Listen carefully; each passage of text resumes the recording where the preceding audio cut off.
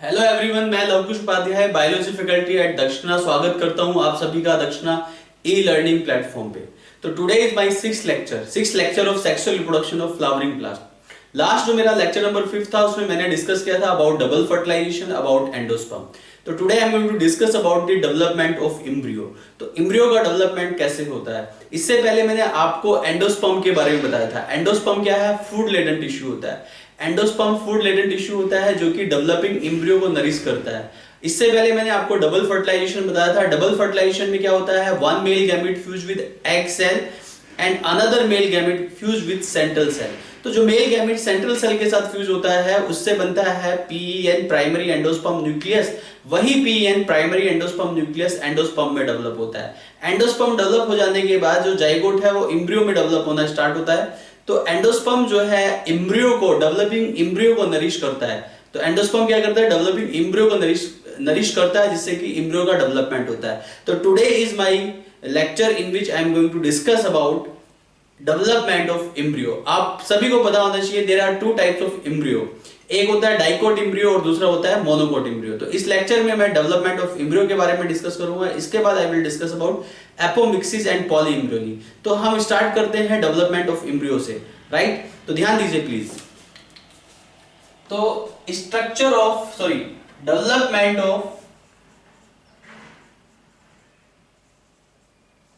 Dicot embryo. Dicot embryo का development कैसे होता है ये मैं बताने जा रहा हूं आप लोगों को। तो ध्यान दीजिए प्लीज। एग्जैक्टली होता क्या है? सबसे पहले ये है हमारे पास zygote. This process, the development of dicot embryo, you can easily understand with the help of some diagrams. तो ये है zygote. Zygote is diploid cell. Zygote is diploid cell, तो एम्ब्रियो भी डिप्लॉयड ही होगा। तो ये जो जाइगोट है, सबसे पहले this zygote undergoes in resting stage, right? Zygote का डेवलपमेंट थोड़ा लेट से होता है। पहले एंडोस्पर्म डेवलप करता है, तो एंडोस्पर्म डेवलप करने के बाद जाइगोट एम्ब्रियो की फॉर्मेशन में कन्वर्ट होता है। तो जाइगोट जो है डायरेक्टली डिवीजन स्टार्ट नहीं करेगा। सबसे पहले वो रेस्टिंग स्टेज में जाएगा और रेस्टिंग स्टेज में जाने के बाद रेस्टिंग स्टेज में करता क्या है? वो जाइगोट अपने सराउंडिंग में क्लियर डेवलप कर लेता है, एक थिक लेयर डेवलप कर लेता है। जब वो एक थिक लेयर को डेवलप कर लेगा तो उसको आप कहेंगे ऊस्पोर। तो जाइगोट के बाद ऊस्पोर बनता है और ऊस्पोर जो है डेवलपमेंट ऑफ एम्ब्रियो स्टार्ट करता है। तो रेस्टिंग स्टेज में ये जाइगोट जो है, दिस इज जाइगोट, और जाइगोट के बाद बनेगा ऊस्पोर। इसके सराउंडिंग में एक लेयर डेवलप हो गई है। जैसे ही रेस्टिंग स्टेज से बाहर आएगा, दिस इज ऊस्पोर। तो जाइगोट जैसे ही रेस्टिंग स्टेज से बाहर आता है वैसे ही इसमें डिवीजन स्टार्ट हो जाता है। तो इसमें जो पहला डिवीजन होता है, फर्स्ट डिवीजन में 2 सेल्स बनती है। कितनी सेल्स बनती है? There are 2 cells which form in first division. तो इसमें जो फर्स्ट डिवीजन है, दिस इज ट्रांसवर्स डिवीजन। देखिए, you can see this is transverse division, right? ये यहां पे चैलेजल एंड है या एंटीपोडल एंड है, और ये यहां पे माइक्रोपाइलर एंड है। तो हम एम्ब्रियो के भी 2 एंड कंसीडर कर सकते हैं, one is chalazal and another is micropylar and. तो यहां पे जो ये सेल है, इस सेल को आप कहते हैं टर्मिनल सेल और एम्ब्रियोनल सेल। इसको टर्मिनल सेल और एम्ब्रियोनल सेल कहा जाता है। वही जो नीचे आप देख रहे हैं इसको बेसल सेल कहते हैं। बेसल सेल को आप सस्पेंसर सेल कहते हैं, सस्पेंसर सेल भी कहते हैं। Are you getting? तो यहां पे जाइगोट सबसे पहले डिवाइड हुआ टर्मिनल सेल में और बेसल सेल में। Terminal cell is also be known as embryonal cell and basal cell is also be known as suspensor cell. तो जो यहां पे पहला जो डिवीजन हुआ है वो ट्रांसवर्स डिवीजन हुआ है। इसके बाद यहां पे further division will take place. See, अब terminal cells will divide into the 2 cells. Terminal cells जो है 2 सेल्स में डिवाइड हो जाएगी। There are 2 cells, terminal cells और embryonal cells will divide into the 2 major cells. तो ये 2 सेल्स में डिवाइड हो जाएगी। इसके बाद बेसल सेल भी 2 सेल्स में डिवाइड हो जाएगा।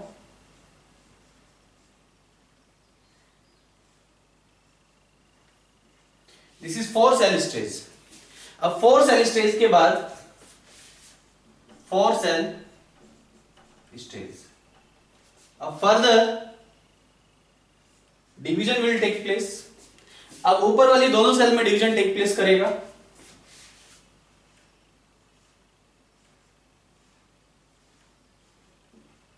तो यहां पे 4 सेल स्टेज बन जाएगी। क्या बन जाएगी भाई? इधर बन जाएगी 4 सेल स्टेज, और 4 सेल स्टेज में ऊपर वाली सेल से, एम्ब्रियोनल सेल से, राइट,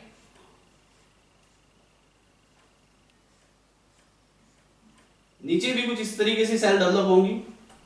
इसमें जो नीचे वाली टर्मिनल सेल है, जो नीचे वाली सेल है, ये यहां पे भी 4 सेल बनेगी, लेकिन 4 सेल में से एक सेल जो कन्वर्ट हो जाएगी वो कन्वर्ट होगी हॉस्टोरियम में। हॉस्टोरियम, इसको हॉस्टोरियम बोलते हैं। तो यहां पे जो हॉस्टोरियम सेल है, सस्पेंसर सेल, ये 2 सस्पेंसर सेल है हमारे पास। सस्पेंसर सेल्स में डिवीजन हुआ, सस्पेंसर सेल में डिवीजन होने के बाद 4 सेल्स आई, और जब सबसे नीचे वाली सेल है वो हॉस्टोरियम में डेवलप हो गई है, राइट। इसके बाद यहां पे ये हमारी 4 सेल स्टेज, ये 4 सेल स्टेज एम्ब्रियो था, ये 8 सेल स्टेज एम्ब्रियो है। इसके बाद यहां पे सिर्फ एम्ब्रियोनल सेल्स को कंसीडर कीजिए आप। ये जो चारों सेल्स हैं, इन चारों सेल से 8 different types of cells develop हो जाएंगी। ध्यान दीजिए प्लीज।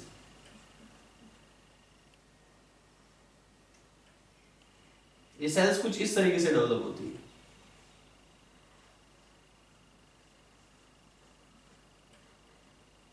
तो 4 सेल आप ऊपर देख रहे हैं, 4 सेल नीचे देख रहे हैं। इस स्टेज को आप ऑक्टेंट बोलते हैं। क्या बोलते हैं इसको? Octant stage. यहां पे ये सस्पेंसर सेल्स हैं। सस्पेंसर सेल्स में भी डिवीजन होगा, जो लास्ट वाली सेल्स है उसमें डिवीजन नहीं होगा, उसको आप हॉस्टोरियम कहेंगे या वेसिकुलर सस्पेंसर कहेंगे। तो ये हो गया आपका suspensor.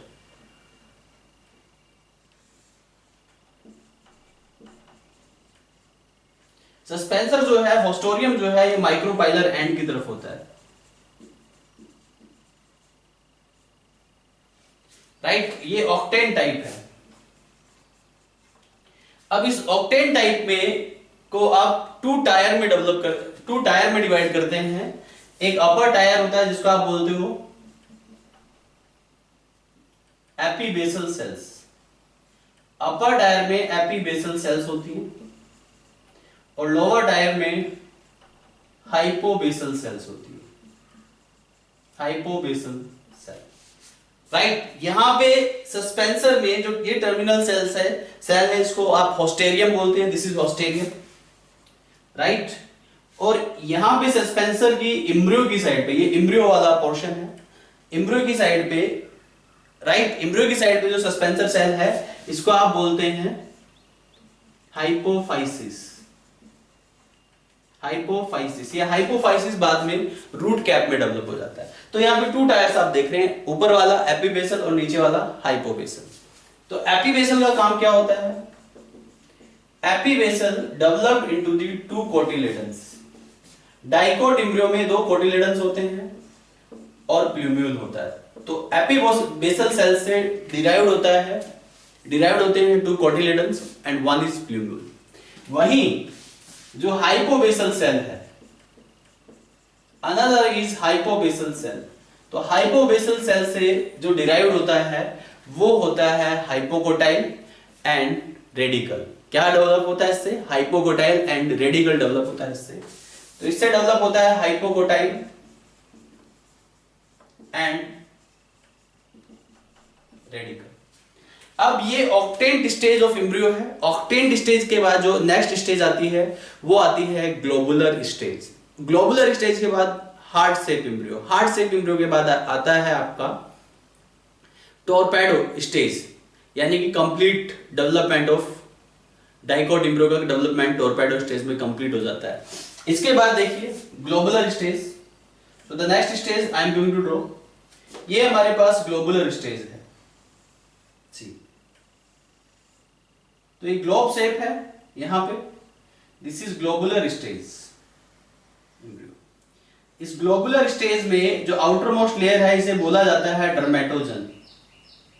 The outer most layer is called dermatogen. ये ग्लोबुलर शेप एम्ब्रियो है, आप देख सकते हैं। और इसकी आउटर लेयर को कंटिन्यूसली ऑक्टेंट की सेल्स में कंटिन्यूसली डिवीजन होता है, और डिवीजन होने के बाद यहाँ पे ग्लोबुलर एम्ब्रियोनल स्टेज डेवलप हो जाती है और आउटर लेयर को यहाँ पे आप बोलते हैं डर्मेटोजन। डर्मेटोजन के बाद यहाँ पे कहीं कहीं पे सी, ये मैं रेड मार्कर से बता रहा हूं आपको, कुछ सेल्स अंदर ऐसे होती हैं, यहाँ पे पड़ी होती हैं, दीज आर दी सेल्स। इन सेल्स को कहा जाता है प्रोकैम्बियम। प्रोकैम्बियम मेरिस्टेमेटिक टिश्यू है, इसमें हमेशा डिवीजन एबिलिटी रहती है, दिस इज प्रोकैम्बियम। और प्रोकैम्बियम के बाद यहाँ पे जो बाकी रेस्ट ऑफ द टिश्यू होगा, that rest of the tissue will be ground tissue. The rest of the tissue will be, ये ग्राउंड टिश्यू है और यहां पे ये सस्पेंसर है। देखिए सस्पेंसर, अब इस सस्पेंसर का काम क्या होता है, I am telling you, suspensor का काम क्या होता है। सस्पेंसर के नीचे क्या लाई करता है, haustorium, this is haustorium. Haustorium, ये this is suspensor, this is haustorium. तो सस्पेंसर और हॉस्टेरियम का काम क्या होता है ये मैं बता देता हूं आपको। यहां पे जो सस्पेंसर का रोल है, सस्पेंसर का जो काम होता है यहाँ पे एम्ब्रियोनिक डेवलपमेंट के टाइम पे, the main role of suspensor is what, the role of suspensor to push the developing embryo towards the endosperm. तो एंडोस्पर्म की तरफ डेवलपिंग एम्ब्रियो को पुश कर दिया जाता है। ये काम कौन करता है, ये काम करता है सस्पेंसर। तो इसका जो रोल है to push the developing embryo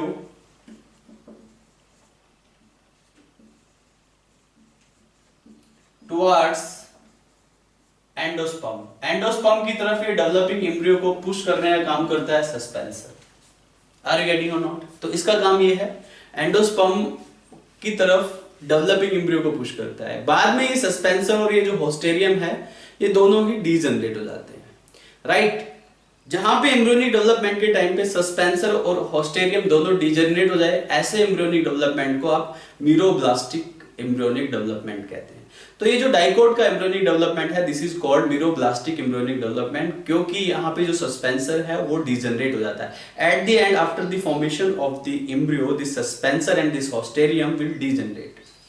तो यहाँ पे सस्पेंसर जो है डीजनरेट हो जाता है आफ्टर एम्ब्रियो फॉर्मेशन। ये सस्पेंसर डीजनरेट हो जाता है एम्ब्रियो फॉर्मेशन के बाद, सो कॉल्ड मीरोब्लास्टिक डेवलपमेंट। तो इस एम्ब्रियोनिक डेवलपमेंट को मीरोब्लास्टिक डेवलपमेंट भी आप कहते हैं, ध्यान दीजिए। तो ऑक्टेंट स्टेज के बाद ग्लोबुलर स्टेज, ग्लोबुलर स्टेज के बाद जो डेवलप होती है वो heart shape embryo, heart shape embryonal stage. तो इसके बाद यहाँ पे हार्ट शेप का एम्ब्रियो डेवलप करेगा। हार्ट शेप कुछ ऐसे होती है, देखिए ये हार्ट शेप एम्ब्रियो है और हार्ट शेप एम्ब्रियो के नीचे ये सस्पेंसर है, right, this is heart shape embryo. तो यहां पे हार्ट शेप एम्ब्रियो डेवलप हो जाता है, राइट। ये जो आप देख रहे हैं दो प्रोसेस, ये दो प्रोसेस बाद में कोटिलेडन में डेवलप हो जाती है। तो यहाँ पे कोटिलेडन डेवलप होना स्टार्ट हो गया है, this is heart shape embryo.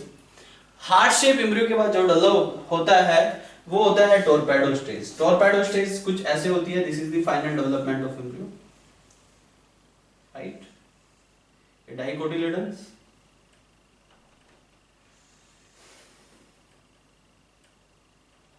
C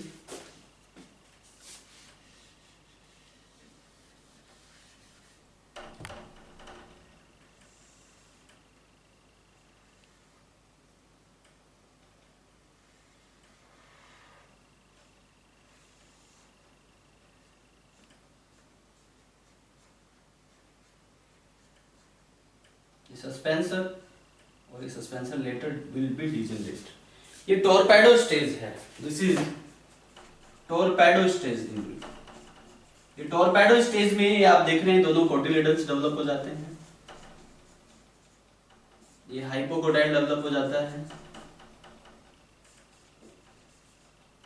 this is hypocotyl, see this is torpedo stage. So this is the development of dicot embryo. तो डाइकोट एम्ब्रियो में सबसे पहले zygote convert into the oospore, oospore, right, zygote when undergoes in resting stage then develop oospore। और जैसे ही वो favourable condition में आता है तो उस स्पोर में यानी कि जाइगोट में डिवीजन हो जाता है। डिवीजन होने के बाद यहाँ पे दो सेल्स बनती हैं। जो ऊपर वाली सेल है उसको टर्मिनल सेल्स कहते हैं, सेल्स कहते हैं। जो नीचे वाली सेल्स आप देख रहे हैं यहाँ पे, इसको बेसल सेल कहते हैं। तो ये जो टर्मिनल सेल है इट विल फर्दर डिवाइड। ये टर्मिनल सेल से ही एम्ब्रियो का डिफरेंशिएशन होगा। एम्ब्रियो जो मेनली जो एम्ब्रियो डेवलप करेगा वो टर्मिनल सेल्स के डिवीजन के बाद करेगा। तो टर्मिनल सेल्स में जब डिवीजन होगा तो उसके डिवीजन के बाद यहाँ पे एम्ब्रियो डेवलप करेगा। That's why this is called embryonal sales also. तो यहाँ पे जो टर्मिनल सेल्स है, एम्ब्रियोनल सेल्स जो है, ये डेवलप हो जाता है, ये फर्दर अंडरगोज इन डिवीजन। तो यहाँ पे टू सेल बन गई और ये बेसल सेल्स है जो है वो भी फर्दर डिवाइड करती है सस्पेंसर सेल। सस्पेंसर सेल में काफी डिवीजन होता है, यहाँ पे 6 to 8 10 maximum suspensor cell develop हो जाती है। और इसकी जो सबसे टर्मिनल सेल्स होती है नीचे वाली जो माइक्रोपाइलर एंड की तरफ है, इसको आप होस्टेरियम कहते हैं। इस होस्टेरियम सेल का काम क्या होता है? It also absorb it suck the nourishment. तो ये सराउंडिंग टिश्यू से नरिशमेंट को सक करता है, ये काम होता है इसका होस्टेरियम का। और बाद में ये होस्टेरियम डीजनरेट हो जाता है। इसके बाद यहाँ पे ये जो सेल आप देख रहे हैं इसको भी मैं मार्क कर देता हूँ, दिस इज हाइपोफाइसिस सेल। तो सस्पेंसर की माइक्रोपाइलर एंड की साइड जो सेल है उसको होस्टेरियम बोलते हैं, और जो यहाँ पे एम्ब्रियोनल पार्ट की साइड पे जो सेल है उसको हाइपोफाइसिस बोलते हैं। इस हाइपोफाइसिस का काम होता है, ये हाइपोफाइसिस रूट कैप में डेवलप हो जाता है। किस में डेवलप हो जाता है? रूट कैप में। अब ये यहाँ पे ऑक्टेन टाइप ऑफ एम्ब्रियो है। ऑक्टेन टाइप ऑफ एम्ब्रियो में you can see two tiers, ऊपर वाला एपीबेसल टायर, नीचे वाला हाइपोबेसल टायर। तो जो एपीबेसल टायर है और जो हाइपोबेसल टायर है, एपीबेसल टायर से जो बाद में कोटिलेडन एंड प्लूमूल, ये एपीबेसल टायर यानी कि एपीबेसल सेल से डेवलप होता है। और हाइपोबेसल सेल से जो डेवलप होता है वो डेवलप होता है हाइपोकोटाइल एंड रेडिकल। तो ये भी एग्जाम में क्वेश्चन आ जाता है, वेरी इंपॉर्टेंट। इसके बाद यहाँ पे ये ग्लोबुलर स्टेज डेवलप हो रही है, globular stage of embryo. Globular stage of embryo में आउटर मोस्ट लेयर इज डर्मेटाजन। यहाँ पे कुछ डिफरेंशिएशन होता है, डर्मेटाजन लेयर बनती है, राइट, प्रोकैम्बियम बनता है, ग्राउंड टिश्यू बनता है। तो ये globular stage of embryo. Globular stage of embryo के बाद कोटिलेडन्स निकलने स्टार्ट हो जाते हैं। तो एट द इनिशियल टाइम जब कोटिलेडन्स निकलने स्टार्ट होते हैं तो एम्ब्रियो की जो शेप हो जाती है हार्ट शेप स्टेज। देखिए आप, कोटिलेडन्स निकलने स्टार्ट हो गए, हार्ट शेप। और जब एम्ब्रियो कंप्लीटली डेवलप हो जाता है तो एम्ब्रियो कर्व शेप में आ जाता है। कौन सी शेप में आ जाता है? कर्व शेप में आ जाता है। इसको आप टोरपेडो स्टेज भी बोलते हैं। क्या बोलते हैं आप इसको? टोरपेडो स्टेज भी बोलते हैं। एंड इसको आप कोडेट टाइप ऑफ एम्ब्रियो भी बोल देते हैं, कोडेट स्टेज भी कहा जाता है। टोरपेडो स्टेज को कोडेट स्टेज भी कहा जाता है। तो यहाँ पे इस तरीके से यहाँ पे कर्व बन जाते हैं, ये दो कोटिलेडन्स है, फिर यहाँ पे हाइपोकोटाइल की ग्रोथ हो जाती है। तो अब ये हो गया आपका development of dicot embryo. Now see the structure of dicot embryo. एक डेवलप्ड जो कंप्लीटली डेवलप हो जाता है डाइकोट एम्ब्रियो, उसका स्ट्रक्चर कैसा है वो मैं आपको बता देता हूँ, ध्यान दीजिए प्लीज। इसके बाद है structure of dicot embryo, right. ध्यान दीजिए, मैं जब भी यहाँ पे कोई भी आपका जो लेक्चर ये जो मैं डिलीवर कर रहा हूँ यहाँ पे, this is lecture number 6, right. तो जब भी मैं लेक्चर स्टार्ट करूँ, जब भी मेरा लेक्चर अपलोड होता है, जब भी आप उसको वॉच करते हैं तो साथ में नोटबुक और पेन लेके जरूर बैठिए।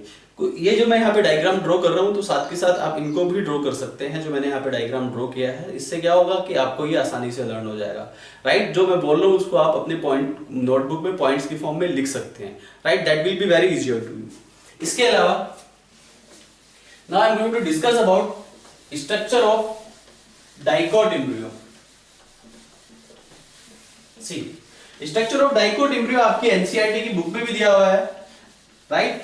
तो ये मैं आपको पहले ही बोल चुका हूं कि जब भी मेरा लेक्चर स्टार्ट हो तो आपके पास आपकी नोटबुक होनी चाहिए, पेन होना चाहिए और एनसीईआरटी की बुक होनी चाहिए, क्योंकि कुछ डायग्राम एनसीईआरटी में दिए हुए हैं जो कि बहुत ही इंपॉर्टेंट डायग्राम्स है और एग्जाम में एज इट इज आ जाते हैं, ध्यान दीजिए प्लीज। इसके बाद है structure of dicot embryo. Structure of dicot embryo. Dicot embryo का स्ट्रक्चर कैसा है ये मैं आपको बताता हूं। सी, स्ट्रक्चर ऑफ डाइकोट एम्ब्रियो, ध्यान दीजिए please, listen carefully.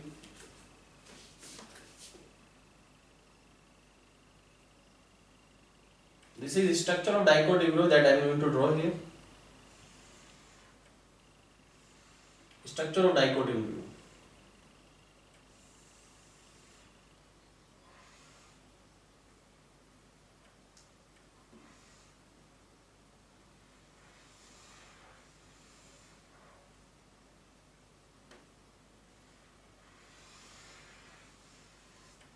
This is structure of dicot embryo, right.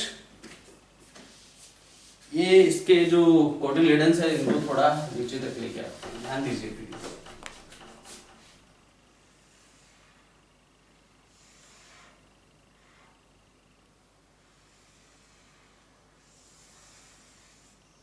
This is structure of dicot embryo.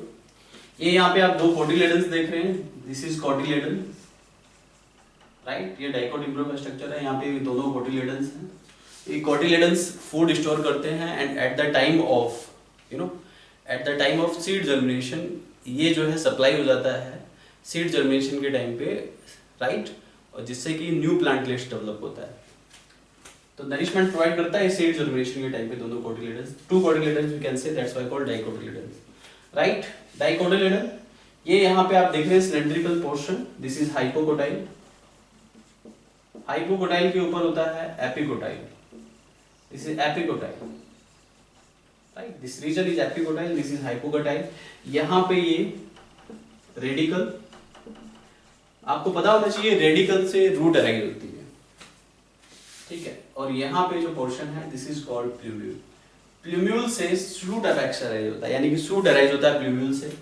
Radical के नीचे क्या है, at the base of the radicle having root cap, this is root cap. So this is structure of dicot embryo. ये dicot embryo का structure है, याद लीजिए। ये एग्जाम में बहुत आता है, इससे क्वेश्चन आ जाते हैं, कभी कभी लेबलिंग आ जाती है, तो दिस इज वेरी इंपॉर्टेंट। तो this is the structure of dicot embryo. तो ये हो गया भाई development of dicot embryo and structure of dicot embryo. इसके बाद है development of monocot embryo, that is also very important, that I am going to discuss. See, so the next is development of monocot embryo.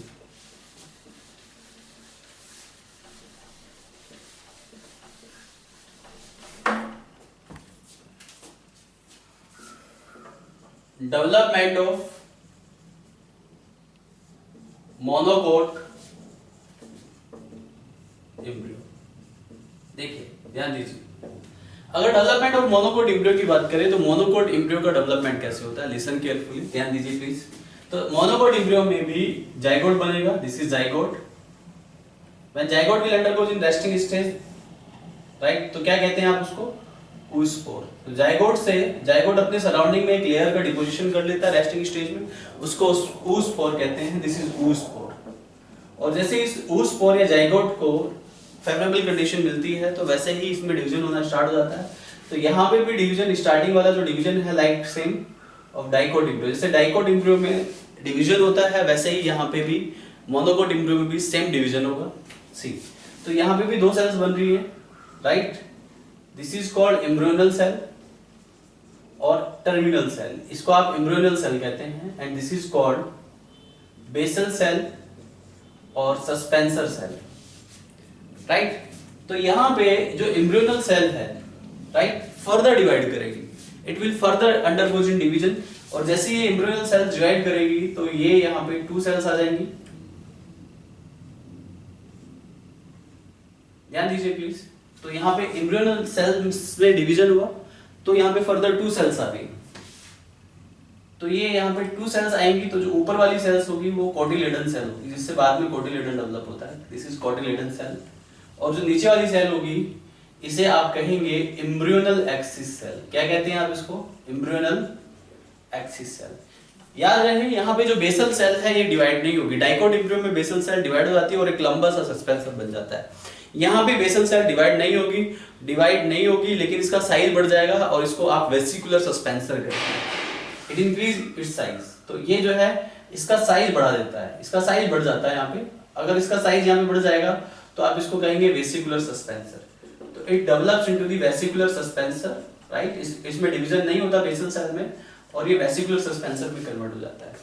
उसके बाद जो cotyledon cell है, ठीक है, जो कि बाद में डिफरेंशिएट होगी कोटिलेडन में। अब यहाँ पे एम्ब्रियोनल एक्सिस जो सेल है ये डिवाइड हो जाती है, फर्दर इट विल डिवाइड, तो ये फिर से डिवाइड करेगी और ये बनाएगी यहाँ पे ऊपर वाली जो सेल है वो है प्लूम्यूल इनिशियल सेल। कौन सी सेल, प्लूम्यूल इनिशियल। और जो नीचे वाली सेल है वो रेडिकल इनिशियल है, दिस इज रेडिकल इनिशियल। इस प्लूम्यूल इनिशियल से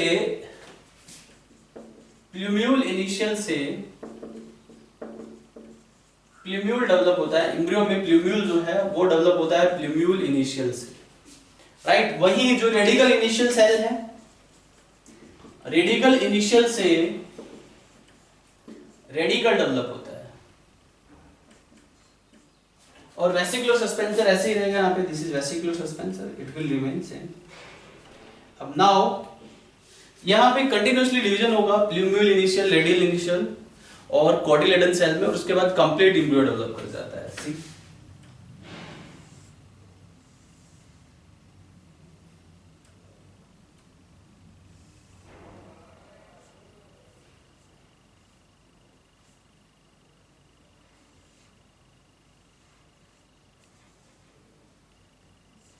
this is coleoptile. Plumule initial से प्लूम्यूल डेवलप हुआ, और ये प्लूम्यूल जो है सराउंडेड बाय कोलियोप्टाइल, यानी कि इसको प्रोटेक्ट करता है। कोलियोप्टाइल जो स्ट्रक्चर आप देख रहे हैं, ये प्लूम्यूल को प्रोटेक्ट करता है। रेडिकल इनिशियल से रेडिकल डेवलप होता है, और रेडिकल को कौन प्रोटेक्ट करता है? रेडिकल को प्रोटेक्ट करता है कोलियोराइजा, यानी कि रूट कैप। यहाँ पे रूट कैप डेवलप हो जाती है और कोलियोराइजा डेवलप। और बाकी जो पोर्शन देख रहे हैं, दिस इज कोटिलेडन। तो मोनोकोट में जो कोटिलेडन होता है, आप उसको स्क्यूटेलम भी कहते हैं, स्क्यूटेलम भी कहते हैं। और ये यहाँ पे वेसिकुलर सस्पेंसर है, राइट। बाद में ये वेसिकुलर सस्पेंसर कंप्लीटली डीजनरेट हो जाएगा। जब ये वेसिकुलर सस्पेंसर डीजनरेट हो जाएगा, यानी कि इसको भी आप न्यूरोब्लास्टिक डेवलपमेंट कहते हैं। तो डाइकोट एम्ब्रियो और मोनोकोट एम्ब्रियो दोनों में वेसिकुलर सस्पेंसर डीजनरेट हो जाता है, तो यहाँ पे भी न्यूरोब्लास्टिक डेवलपमेंट है। सो this is about the development of monocot embryo. Now see the structure of monocot embryo which is also given in your NCERT book, right? So you can open your NCERT book and you can see in your book where is monocot embryo and where is dicot embryo, right? You can easily understand this. इसके बाद structure देखिए, structure में यहाँ पे draw कर देता हूँ। Structure of monocot embryo. अगर स्ट्रक्चर ऑफ मोनोकोट एम्ब्रियो की बात करें, तो मोनोकोट एम्ब्रियो का स्ट्रक्चर कुछ इस तरीके से होता है। यहाँ पे आप साइड में देख रहे हैं, दिस इज स्क्यूटेलम और कोटिलेडन, राइट। ये आपका main embryonal part. This is the structure of monocot embryo that I have drawn, क्योंकि मैं ड्रॉ कर चुका हूँ। ये मोनोकोट एम्ब्रियो का स्ट्रक्चर है, राइट। तो यहाँ पे मोनोकोट एम्ब्रियो का जो स्ट्रक्चर है, ध्यान दीजिए, इसमें ये है आपका स्क्यूटेलम, यानी कि जिसको सिंगल कोटिलेडन बोलते हैं। मोनोकोटिलेडन को मोनोकोटिलेडन इसलिए बोला जाता है क्योंकि इसमें सिंगल कोटिलेडन होता है। डाइकोटिलेडन्स को डाइकोटिलेडन इसलिए बोला जाता है क्योंकि इसमें दो कोटिलेडन होते हैं। तो यहाँ पे सिंगल कोटिलेडन है, यानी कि जिसको आप स्क्यूटेलम भी कहते हैं। इसके बाद यहाँ पे ये कोलियोप्टाइल, कोलियोप्टाइल के नीचे प्लूम्यूल होता है, जिससे कि सूट एपेक्स डेवलप होता है, राइट। कोलियोप्टाइल किसको प्रोटेक्ट करता है? प्लूम्यूल को प्रोटेक्ट करता है। वहीं नीचे की साइड रेडिकल होता है, रेडिकल को प्रोटेक्ट कौन करता है? रेडिकल को प्रोटेक्ट करता है कोलियोराइजा। कौन प्रोटेक्ट करता है?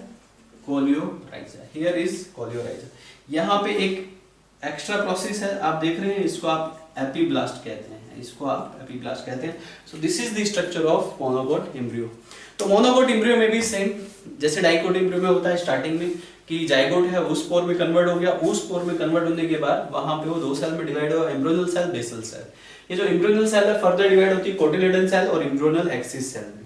Embryonal axis cell plumule initial and radicle initial में डिवाइड होती है। आर यू गेटिंग और नॉट? कोटिलेडन सेल कोटिलेडन में डिवीजन के बाद कोटिलेडन बना देता है।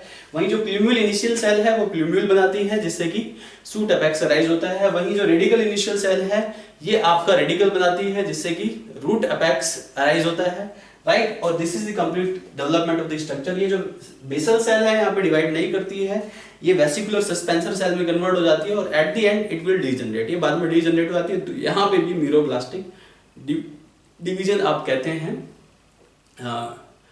किसमें? न्यूरोब्लास्टिक डिवीजन नहीं, न्यूरोब्लास्टिक डेवलपमेंट कहते हैं, डेवलपमेंट ऑफ मोनोकोट एम्ब्रियो। और ये स्ट्रक्चर है मोनोकोट एम्ब्रियो का, which is also given in your NCERT book. इसमें एक सिंगल कोटिलेडन होता है जिसको आप स्क्यूटेलम बोलते हैं। इसके अलावा यहाँ पे सूट एपेक्स जो कि प्लूम्यूल से डेवलप होती है, प्लूम्यूल से डिफरेंशिएट होती है। This is protected by coleoptile. नीचे रेडिकल होता है जो कि protected by coleorhiza. This is the structure of monocot embryo, right. इसी के साथ development of dicot embryo and development of monocot embryo is done. इसके बाद I am going to discuss about apomixis in detail. तो ध्यान दीजिए यहाँ पे राइट, ध्यान दीजिए please. Apomixis in detail I am going to discuss.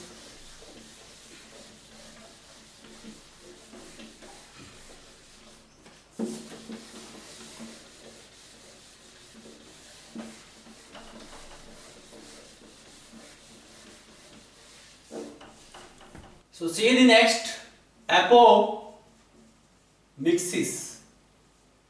Next topic is apomixis, very important topic for exam point of view. Apo means without, mixis means mixing, मतलब बिना किसी मिक्सिंग के, यानी कि without mixing of genetic material, यानी कि this is asexual reproduction. बिना mixing के क्या होता है, एसेक्सुअल रिप्रोडक्शन ही होता है ना भाई। तो बिना मिक्सिंग के एसेक्सुअल रिप्रोडक्शन होता है, तो this is also the method of asexual reproduction. यानी कि apomixis is what exactly I am telling you. Apomixis this is the formation of seed without fertilization, बिना फर्टिलाइजेशन के सीड फॉर्मेशन होती है, इसे आप एपोमिक्सिस कह देते हैं। मैं लिख देता हूं, formation of seeds, formation of seed without fertilization, बिना फर्टिलाइजेशन के प्लांट में सीड फॉर्मेशन हो जाती है, that is called apomixis. Apomixis is a type of asexual reproduction but it mimic like sexual reproduction. तो apomixis mimics like sexual reproduction, ये asexual reproduction है लेकिन ये सेक्सुअल रिप्रोडक्शन की तरह मिमिक करता है। Is that clear? Mimics like sexual reproduction, ध्यान दीजिए प्लीज। इसके अलावा एपोमिक्सिस से जो है मल्टीप्लिकेशन फास्ट हो जाता है, नंबर ऑफ सीड्स ज्यादा बनते हैं as compare to sexual reproduction. Apomixis के कुछ सिग्निफिकेंस भी है, that I will discuss later. तो यहाँ पे जो एपोमिक्सिस है, टाइप ऑफ एपोमिक्सिस, कितने टाइप के एपोमिक्सिस होते हैं ये ध्यान दीजिए। Apomixis basically of two type, one is vegetative propagation and another is vegetative propagation and another is agamospermy. Vegetative propagation आपने फर्स्ट चैप्टर में पढ़ा है, रिप्रोडक्शन इन ऑर्गेनिज्म में। Agamospermy is a type of apomixis, ये मैं बता देता हूं आपको। एगैमोस्पर्मी का मतलब क्या होता है? एगैमोस्पर्मी का मतलब है यानी कि formation of seed without meiosis, without fertilization, बिना म्योसिस और बिना फर्टिलाइजेशन के सीड्स बन रहे हैं, that you called simply agamospermy. Formation of seed without fertilization के, बिना फर्टिलाइजेशन के, the process that is without fertilization and that is without meiosis, बिना म्योसिस के जो प्रोसेस हो रहा है, बिना म्योसिस के जो सीड्स बन रहे हैं, दैट यू कॉल्ड एगैमोस्पर्मी। अभी एगैमोस्पर्मी कितने टाइप के होते हैं ये देख लीजिए, ध्यान दीजिए। एगैमोस्पर्मी की बात करते हैं, एगैमोस्पर्मी कितने टाइप के हैं, लिसन केयरफुली। तो एगैमोस्पर्मी बेसिकली, एगैमोस्पर्मी देखिए ध्यान दीजिए, एक होता है डिप्लोस्पोरी, एक होता है एपोस्पोरी और एक होता है एपोगैमी। ये टाइप ऑफ एगैमोस्पर्मी है। तो डिप्लोस्पोरी की अगर हम बात करें, एक नॉर्मल लाइफ साइकिल में मेगास्पोर मदर सेल से, आपको पता होना चाहिए, megaspore mother cell undergoes meiosis, meiosis के बाद वो हैप्लॉइड मेगास्पोर बनाती है और उन हैप्लॉइड मेगास्पोर से हैप्लॉइड एम्ब्रियोसाइक बनता है। लेकिन यहाँ पे मेगास्पोर मदर सेल है, लेकिन मेगास्पोर मदर सेल हैप्लॉइड एम्ब्रियोसाइक नहीं बनाएगी क्योंकि यहाँ पे म्योसिस इज एब्सेंट। तो यहाँ पे diploid megaspore mother cell, normal life cycle में diploid megaspore of mother cell क्या बनाती है भाई? नॉर्मल लाइफ साइकिल में डिप्लॉइड मेगास्पोर मदर सेल बनाती है व्हाट?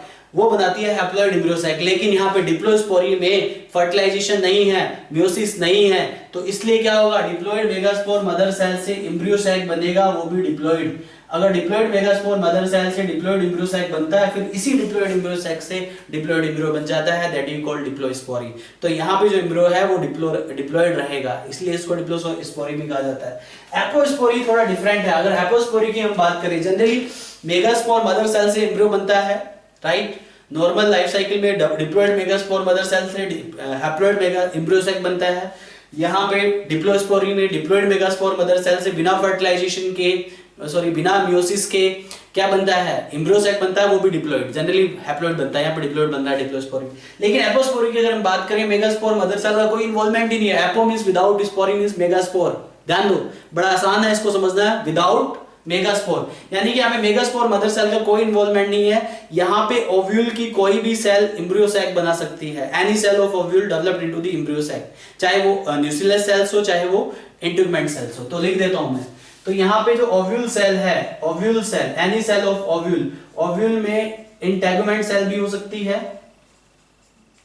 और ओव्यूल की न्यूक्लियस सेल भी हो सकती है। ओव्यूल की कोई भी cell except megaspore mother cell को छोड़ के ओव्यूल की कोई भी सेल अगर एम्ब्रियो सैक बना रही है और फिर वो एम्ब्रियो सैक, अब ओव्यूल की कोई भी सेल डिप्लॉयड होती है तो एम्ब्रियो सैक भी डिप्लॉयड बनेगा, फिर वो diploid embryo sac diploid embryo में डेवलप हो जाएगा, that is called apospory.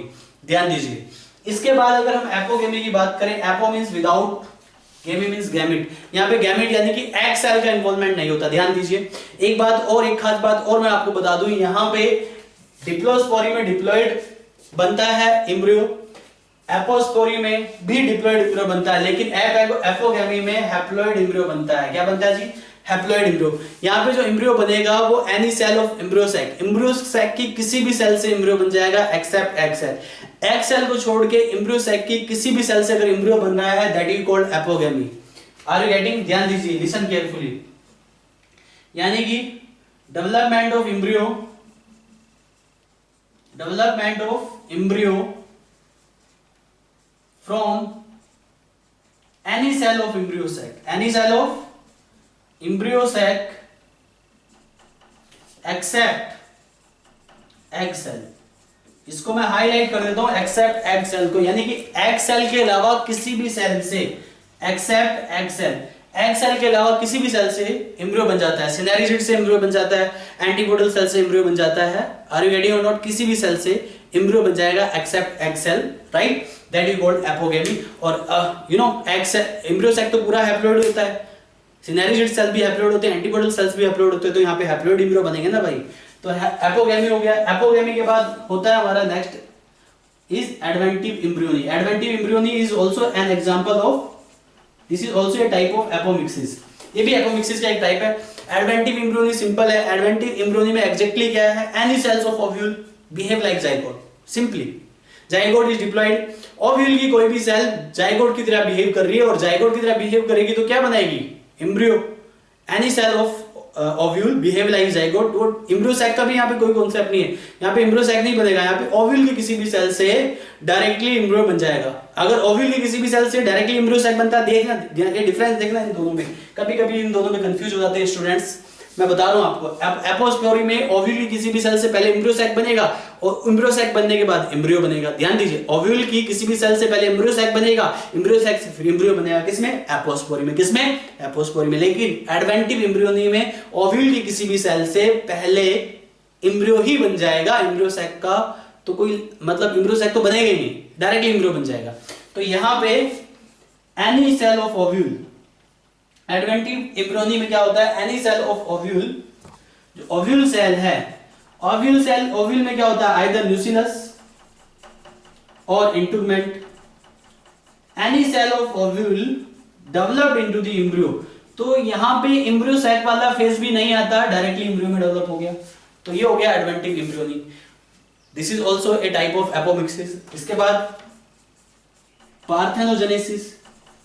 Parthenogenesis, पार्थिनो का मतलब होता है वर्जिन, है ना, ये एक टर्म है। पार्थिनो का मतलब होता है वर्जिन, वर्जिन यानी कि यहाँ पे मेल सेक्सुअल पार्टनर की जरूरत नहीं है, फीमेल ही बच्चे पैदा कर देती है। पार्थेनोजेनेसिस बोलते हैं। एनिमल्स में भी ऑब्जर्व किया जाता है, आपने पढ़ा होगा रिप्रोडक्शन इन ऑर्गेनिज्म में। तो पार्थेनोजेनेसिस में means seed formation without fertilization and meiosis. Parthenogenesis means seed formation, ये भी एपोमिक्सिस है भाई, without fertilization and without meiosis. तो भाई एक बार और सुन लीजिए एपोमिक्सिस क्या है। एपोमिक्सिस मींस विदाउट मिक्सिंग, यानी without mixing of genetic material. This is a type of sexual reproduction that mimics like sexual reproduction. इसमें formation of seed without fertilization. ये दो टाइप के होते हैं, वेजिटेटिव प्रोपेगेशन जो कि आप रिप्रोडक्शन इन ऑर्गेनिज्म में पढ़ चुके हैं, और दूसरा होता है एगेमोस्पर्मी, यानी कि formation of seed without fertilization without meiosis. यहाँ पे ना म्यूसिस होता है ना फर्टिलाइजेशन होता है। ये कितने टाइप के होते हैं? सबसे पहला जो डिप्लोस्पोरी मैंने आपको बताया, यानी कि यहाँ पे डिप्लॉयड मेगास्पोर मदर सेल से डायरेक्टली डिप्लॉयड एम्ब्रियो सैक बनता है और फिर डिप्लॉयड एम्ब्रियो सैक से एम्ब्रियो बनता है। उसके बाद मैंने एपोस्पोरी बताया, any cell of ovule except megaspore mother cell. Any cell of ovule except megaspore mother cell, यानी कि produce into the develop into the embryo sac. Embryo sac में डेवलप होता है फिर एम्ब्रियो बनता है। वही एपोगेमी में क्या होता है? Any cell of embryo sac, any cell of embryo sac except egg cell, any cell of embryo sac except egg cell. और any cell of embryo sac में एंटीपोडल सेल हो सकती है, सिनेरिजिड सेल हो सकती है, और ये डायरेक्टली डेवलप हो जाती है। किसमें डेवलप हो जाती है? इम्ब्रियो में डेवलप हो जाती है। एग सेल को छोड़ के किसी भी सेल से इम्ब्रियो बन जाता है। तो इम्ब्रियो सैक में तो पूरा इम्ब्रियो सैक हैप्लॉइड होता है, तो यहाँ पे जो बनता है इम्ब्रियो वो हैप्लॉइड बनता है और बाकियों में डिप्लॉइड बनेगा। ऐसे ही एडवेंटिव इम्ब्रियोनी में ओव्यूल की कोई भी सेल, वो चाहे न्यूक्लियस सेल हो, इंटीग्मेंट सेल्स हो, बिहेव लाइक जाइगोट। और जाइगोट का काम क्या होता है? एम्ब्रियो को बनाना है। यानी कि यहाँ पे ओव्यूल की किसी भी सेल से, न्यूक्लियस सेल से या इंटीग्मेंट सेल से क्या बन जाता है? जाइगोट बन जाता है। इसी के साथ एपोमिक्सिस इज डन। एपोमिक्सिस के बाद अगला जो टॉपिक है वो आता है पॉलीइम्ब्रियोनी। ये मैं आपको बता देता हूँ, ध्यान दीजिए, listen carefully. Polyembryony, poly means multiple, embryony मतलब मल्टीपल इम्ब्रियो। सी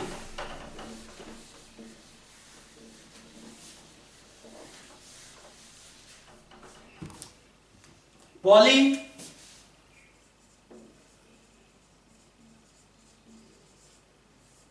एम्ब्रियोनी यानी कि formation of multiple embryo in a single seed, this is called polyembryony. Formation of multiple embryo in a single seed, एक सिंगल सीड में multiple embryos develop हो जाते हैं, that you called polyembryony. Are you getting? Generally एक seed में एक embryo होता है और उस एम्ब्रियोज को आप मिनिएचर प्लांट भी कहते हैं और एम्ब्रियो से फिर प्लांट डेवलप होता है। लेकिन यहाँ पे एक सीड में बहुत सारे एम्ब्रियोज हैं, यानी कि formation of multiple embryos in a single seed, एक सिंगल सीड में मल्टीपल एम्ब्रियो बन रहे हैं, पॉलीएम्ब्रियोनी कहते हैं। पॉलीएम्ब्रियोनी कितने टाइप के हैं भाई? Polyembryony basically of two types, दो टाइप के हैं हमारे पास polyembryony. One is spontaneous polyembryony and another is induced polyembryony. एक स्पॉन्टेनियस पॉलीएम्ब्रियोनी होता है और एक इंड्यूस्ड पॉलीएम्ब्रियोनी होता है। स्पॉन्टेनियस पॉलीएम्ब्रियोनी जो डेवलप होता है नेचुरली, ये नेचुरली डेवलप होता है। वहीं इंड्यूस्ड पॉलीएम्ब्रियोनी जो होता है ये डेवलप आर्टिफिशियली। अगर पॉलीएम्ब्रियोनी आर्टिफिशियली डेवलप हो रहा है that you called induced polyembryony. अगर पॉलीएम्ब्रियोनी नेचुरली डेवलप हो रहा है that you called spontaneous polyembryony. इसके अलावा दो और टाइप्स के पॉलीएम्ब्रियोनी होते हैं, ये भी मैं लिख देता हूं यहाँ पे। There are other two types of polyembryony, listen carefully. Other two types of polyembryony में एक आता है ट्रू पॉलीएम्ब्रियोनी और दूसरा आता है फॉल्स पॉलीएम्ब्रियोनी। एक ट्रू पॉलीएम्ब्रियोनी और दूसरा फॉल्स पॉलीएम्ब्रियोनी। ट्रू पॉलीएम्ब्रियोनी में क्या होता है? ट्रू पॉलीएम्ब्रियोनी में एक सिंगल एम्ब्रियो सैक से काफी सारे एम्ब्रियो डेवलप हो जाते हैं। सिंगल एम्ब्रियो सैक से काफी सारे एम्ब्रियो डेवलप होते हैं ट्रू पॉलीएम्ब्रियोनी में। तो in true polyembryony single embryo sac से डेवलप होते हैं multiple embryo. Single embryo sac से अगर मल्टीपल एम्ब्रियोज डेवलप हो जाते हैं भाई, that is called true polyembryony. Single embryo sac से मल्टीपल एम्ब्रियो डेवलप होते हैं, इसको आप ट्रू पॉलीएम्ब्रियोनी कहते हैं। और यहाँ पे ये कैसे होगा भाई? एक एम्ब्रियो सैक है, उससे मल्टीपल एम्ब्रियो डेवलप हो रहे हैं। यानी कि एम्ब्रियो सैक में क्या होता है? काफी सारी सेल्स है, सिनेरियोइड सेल्स है, एंटीपोडल सेल्स हैं और एग सेल भी है। अगर सोचो कि वो सारी की सारी सेल एम्ब्रियो, जनरली क्या होता है कि एक एग सेल से एक एम्ब्रियो बनता है, ये पता होगा आपको, डबल फर्टिलाइजेशन में मैंने बताया। एग सेल फर्टिलाइज हो जाती है, जाइगोट बनता है, जाइगोट से एम्ब्रियो बनता है। एग सेल जनरली बाद में एम्ब्रियो बनाता है। लेकिन एम्ब्रियो सैक में तो और भी सेल्स हैं, एंटीपोडल सेल्स है भाई, सिनेरियोइड सेल्स हैं। तो एंटीपोडल सेल्स और सिनेरियोइड सेल्स और एग सेल अगर सारी की सारी एम्ब्रियो बना दे तो एक एम्ब्रियो सैक से मल्टीपल एम्ब्रियो बन गए ना भाई।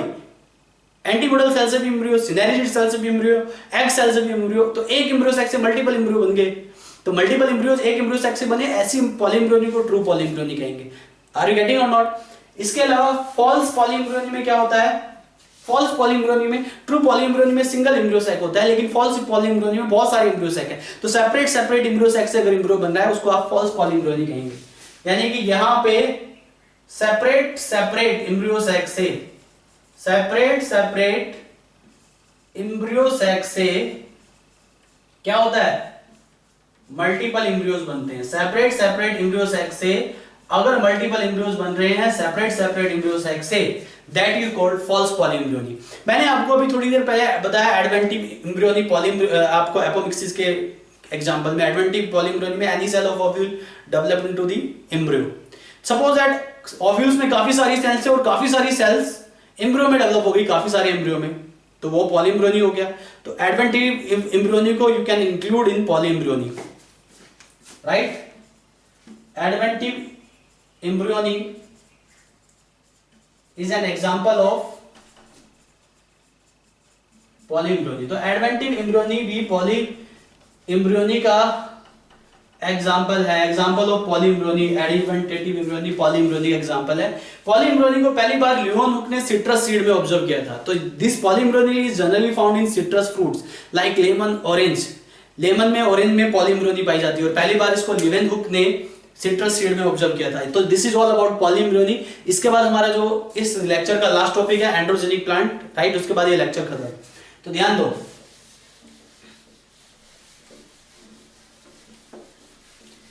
Next is androgenic plant.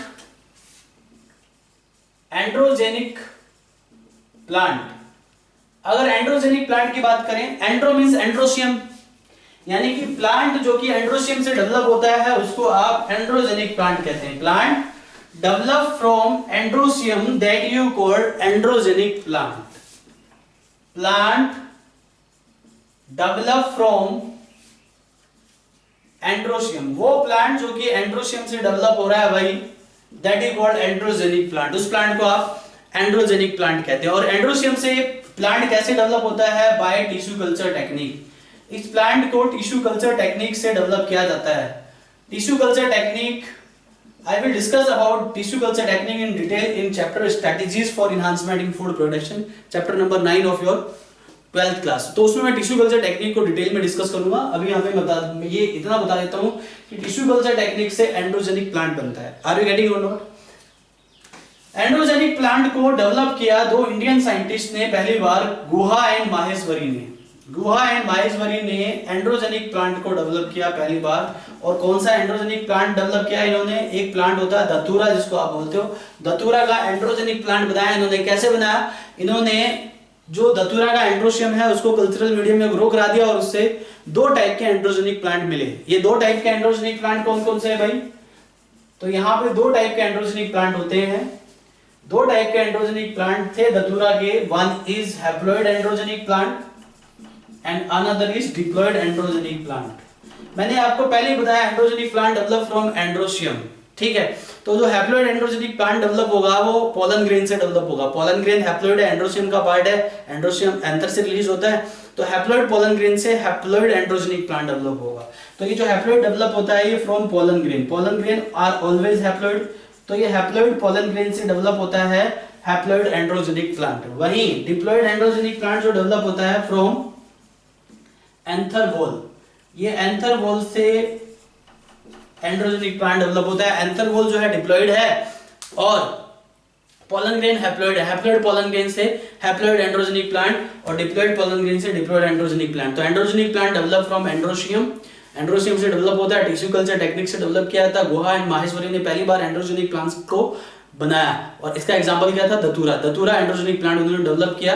और ये एंड्रोजेनिक प्लांट दो टाइप के होते हैं, haploid and diploid. Haploid develop from pollen grain, diploid from anther wall. ये एंथर वॉल डिप्लॉइड है। इसी के साथ लेक्चर नंबर 6 इज कंप्लीट। तो ये हमारा यहाँ पे लेक्चर यहीं पे खत्म होता है। इसके बाद लेक्चर नंबर 7 वो मैं अगली क्लास में डिस्कस करूंगा। ये जितने भी मैं आपको पॉइंट डिस्कस कर रहा हूँ, यहाँ पे जितने भी पॉइंट्स बताए जा रहे हैं, जो भी यहाँ पे समझाया जा रहा है, उसको आप प्लीज कृपया करके अपनी नोटबुक में जरूर राइट डाउन कीजिए। और नोटबुक में राइट डाउन करने के बाद उसको एक बार जरूर रिवाइज कीजिए। बहुत ही आसान है आपके लिए। हमने ऑनलाइन जो टीचिंग है वो आपके लिए बहुत ही आसान बना दी है मैंने। और इसमें अगर आप ये पॉइंट्स अच्छे से पढ़ोगे, एक बार रिवाइज करोगे तो पूरा चैप्टर क्लियर हो जाएगा। और उससे रिलेटेड क्वेश्चन जरूर करने हैं आप लोगों को। ये मेरी आपको एक स्पेशल हिदायत है। और इसके बाद जो है मिलते हैं लेक्चर नंबर 7 में। आज के लिए बस इतना ही। Thank you very much. Bye bye, take care.